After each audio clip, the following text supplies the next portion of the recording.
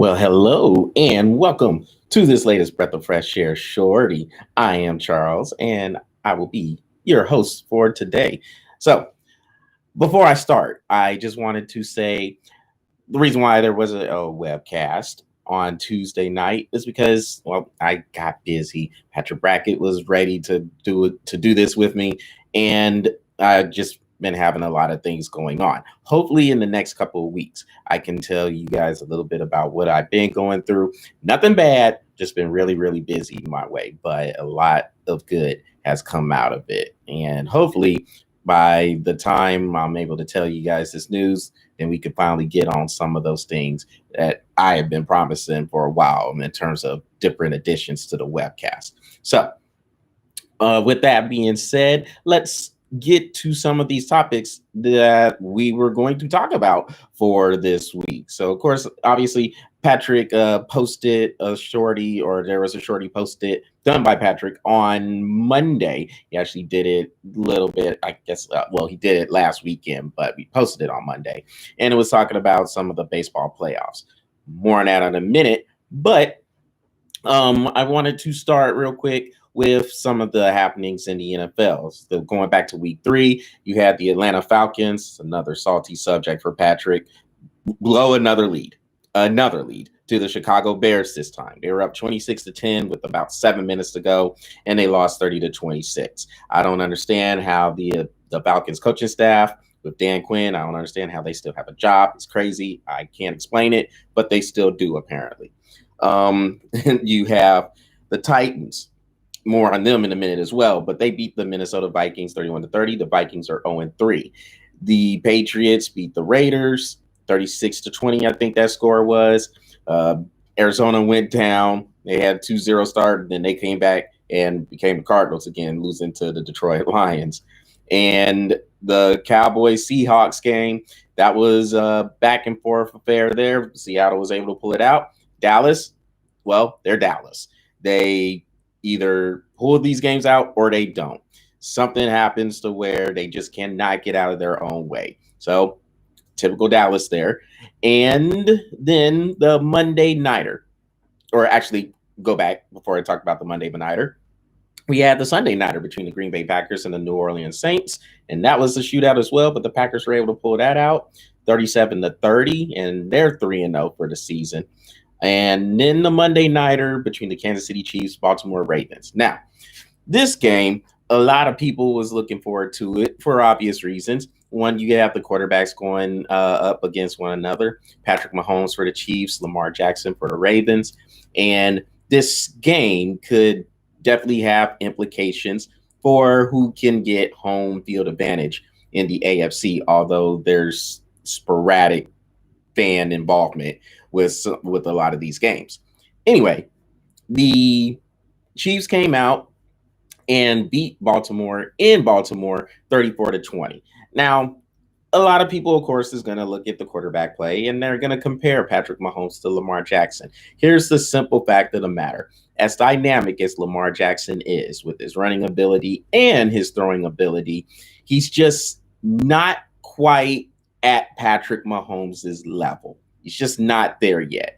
Because Patrick Mahomes, although he's not as fast as Lamar Jackson, he can make every single throw on the field. Deep throw, short throw, intermediate throw. He has a rocket arm. He can throw the ball probably 80 yards through the air. His arm is about as live as it gets in the league. Not too many people can spin it like he does. Maybe Aaron Rodgers on a good day at this point, but Patrick Mahomes is where, I mean, he is that guy right now. I was one of those people who didn't think he was that guy per se, but he is. You have to give him credit for doing what he does, winning the MVP a couple of years ago, leading the Chiefs to the Super Bowl a year ago, and it looks like he is going to be in the running most likely for another MVP trophy. So give him his credit, give him his props. And Lamar Jackson, even though he won the MVP last year, he's not quite there yet. He just has to get a little bit better with his arm. Once he does, then maybe we can have that conversation. But right now, Patrick Mahomes is a step ahead of Lamar Jackson in that regard. So let's get to another topic with the NFL. I brought up the Tennessee Titans earlier, beating the Minnesota Vikings 31-30. Well, during the week, they had a COVID scare. I guess I want to say it was three players and a few coaches tested positive for it. So they closed down their practice facility through Saturday. And I guess during the week, their game against the Pittsburgh Steelers, which was scheduled for Sunday in Nashville, was postponed and it will be played October 25th now. So I guess this will turn into their bye week. And then the Steelers and Titans are basically going to play out the rest of the season without a bye week. So this was one of those things. People were trying to find out how the NFL would handle things once a case like this came down with a team at a practice facility, wherever, how that would be handled. Well, the Vikings, who of course played Tennessee, they went ahead and they closed down their facilities, and I guess all their players got COVID tested. They as far as I know, all their tests came back negative. They're fine to play their game against the Houston Texans this weekend. So, from all indications, it looks like the NFL handled things, I guess, as well as they can when it comes to anything having to deal with COVID, coronavirus. It's crazy out there when it comes to this thing. And I think everybody's still kind of trying to just deal with it as the time goes. But it looks like the NFL handled it as well as they could. So you have Tennessee and Pittsburgh. They're going to play in a few weeks, but not this week. And then Minnesota will play their game in Houston. So again, you got to give credit to the NFL for handling this the way they did, not panicking, making a decision, making a solid decision, sticking with it, and letting things move on. Of course, the NFL is going to do anything they can to play these games because we know they're about money. But that's neither here or there. This situation, I think they handled well. Now, let's talk about Doc Rivers. So Doc Rivers was fired from the head coaching position for the Los Angeles Clippers. As we all know about the Clippers, they came up woefully short on their expectations this year. They were in the running, or a lot of people felt like they would be in the running for the NBA title. As a matter of fact, I know I had the Clippers winning the title, and there was a lot of other people who had the Clippers winning the title. They were a lot of people's preseason favorites when the season started, but they got into the playoffs. They struggled with the Dallas Mavericks, and who knows how that series would have turned out if Kristaps Porzingis had stayed healthy to play with what Luka Doncic was doing. And then they blew a 3-1 lead in the semifinal series against the Denver Nuggets. That's inexcusable for a team that is coached by Doc Rivers, who is looked at as one of the best coaches in the league. Personally, I don't think so. I think, yes, he had a good season when they won the championship. When the Boston Celtics won the championship, he was the coach there, of course. When they had Paul Pierce, Ray Allen, Kevin Garnett, Rajon Rondo. Ever since then, he's kind of underachieved with the teams that he's had. And this one, I guess, was the final draw. But for Doc's, and I guess good in Doc's case, he was able to land on his feet. And now he's the head coach of the Philadelphia 76ers. Now, before people want to get happy about that hire, keep this in mind. He just got off of a season where he had to coach Kawhi Leonard and Paul George, along with guys like Patrick Beverley, Lou Williams, and Montrezl Harrell. That didn't work out well. After a while, you can only get so far with the talent. You actually have to have definite schemes. You have to be able to put some things together. Situational basketball in terms of out of bounds plays, coming out of timeouts. You have to be able to run that. A lot of the discipline, it looked like, went away from the Clippers as that series with the Nuggets went on. And in the fourth quarter, they were just out of shape, really just gassed. Denver basically ran them down, just ran them down till they couldn't run anymore. So now he's the coach of the Philly 76ers. You have Ben Simmons, who can't stay healthy at all and still doesn't want to shoot. And you have Joel Embiid, who is kind of undisciplined right now. When he's right, he can be one of the most dominant players in the league. But man, you got to keep him away from the chocolate milkshakes on game days. So because he's done that a couple of times, drink chocolate milkshakes and game days, and then talking about his stomach hurts. Whatever. Anyway, I wouldn't get too happy about that. Now, is it an upgrade from what Philly had with Brett Brown? Absolutely it is. Brett Brown was way over his head on that coaching position, and it's a better hire than the supposed Mike D'Antoni rumors. Give me a break with Mike D'Antoni. Philly will never, ever, ever, ever get that. They wouldn't break, probably wouldn't even get to the playoffs if Mike D'Antoni was coaching them. No, he didn't need to get that job. But be as it may, Rivers is the coach. I think it is, again, a little bit of an upgrade. But if you're asking me, is this what's going to put Philly over the top in terms of winning a championship or perhaps coming out of the Eastern Conference as a finals representative? No, I'm not going that far. So again, good for Doc to be able to land on his feet, but I don't think this is one of those hires that is going to make a huge difference at the end. Only time will tell, though. And then we have some college football. So I hadn't really talked about college football much, or at least since I jumped on the Big Ten for their garbageness, saying they're going to go conference only and then canceling the season and then bringing back the season. Trash, garbage, whatever. Anyway, there are some games coming on. Two in particular I wanted to look at in the SEC. One is Texas A&M going to Alabama to play the Crimson Tide. Y'all know me by now. I'm about the proven product, and we know Alabama is the proven product. Texas A&M is supposed to be the team that's on the rise. Jimbo Fisher, who is coaching there, this is his third year.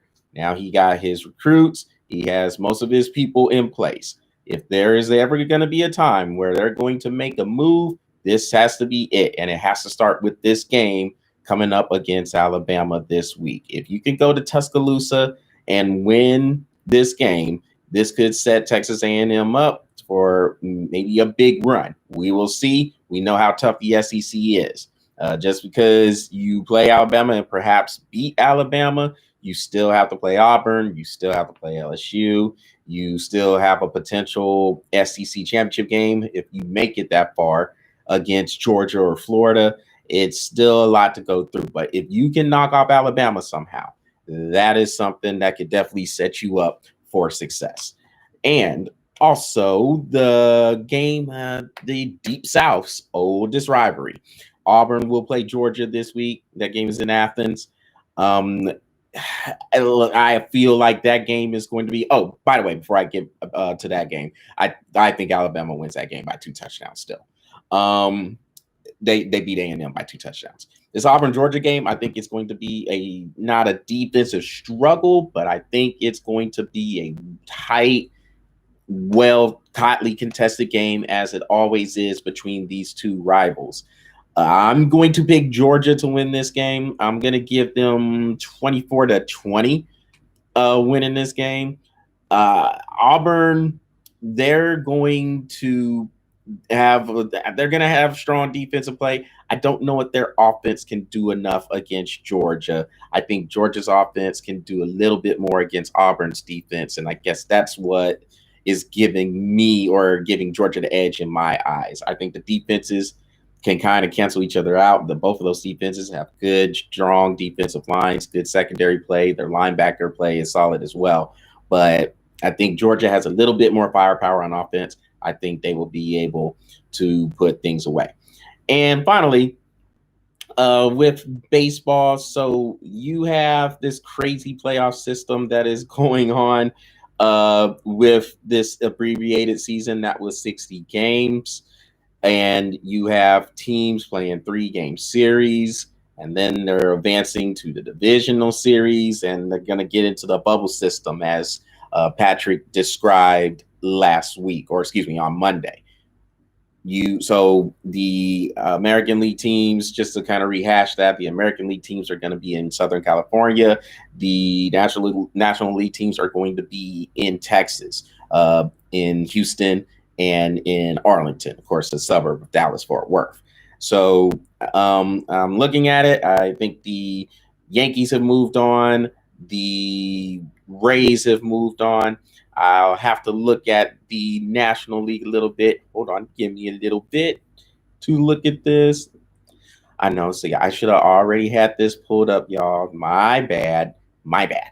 Not good. That's bad on my part. So I'm pulling it up right now to see what we have here. Okay, so the Marlins and Cubs are playing right now. The Marlins have the Cubs down 1-0. Right now, they're in the bottom of the second, playing in Chicago. And 0-0 right now, bottom of the second. And Miami's leading that series 1-0. And then the Cardinals are playing the Padres. That series is tied at 1. Winner of that game moves on. So those are the only 2 games on today. Yesterday, the Braves won. They beat the Reds. They won that series 2-0. The White Sox are gone. I remember doing a little bit of a segment there on the White Sox to see how much of a threat they are, but they're out. The Oakland Athletics knocked them out, won that series 2-1. Dodgers move on against the Brewers 2-0, won that series 2-0. And go back a little bit further, the Astros put the Twins out. The Twins, my gosh, anytime they get into the playoffs, it's a complete and utter disaster. I think they've lost 18 games in a row in the playoffs. And then you said the Rays knocked the Blue Jays out, and then the Yankees moved on against the Indians. So, very interesting to see what's going on with those playoffs. I've been able to catch a little bit of the games that have been played, but not a whole lot. I will get on it, though. Give me the weekend to do that. And the NBA Finals are going on as well. The Lakers are up on the Heat 1-0 with Game 2 coming on tonight. Let's see, did I miss anything? There's something else. Oh, yes. Congratulations to the Tampa Bay Lightning for winning the Stanley Cup Finals. They knocked the Dallas Stars out, won that series 4-2, won the final game 2-0. For the Lightning and for those fans down there in Tampa, and what a way to respond after you had the number 1 seed a year ago and you got swept out of the first round by the Columbus Blue Jackets. They came back, they grinded, went through everything in terms of stoppages of play because of everything going on with COVID and some of the other things with the social unrest going on. And they persevered through it all and won a Stanley Cup. It's kind of like what happened to the Virginia basketball team where they got knocked out. They became the first number 1 seed to get knocked out by a 16 seed. Next year, they came back, won a title. So props to the Tampa Bay Lightning for being able to pull that off. And with that, that will conclude this longer shorty. So was it really a shorty?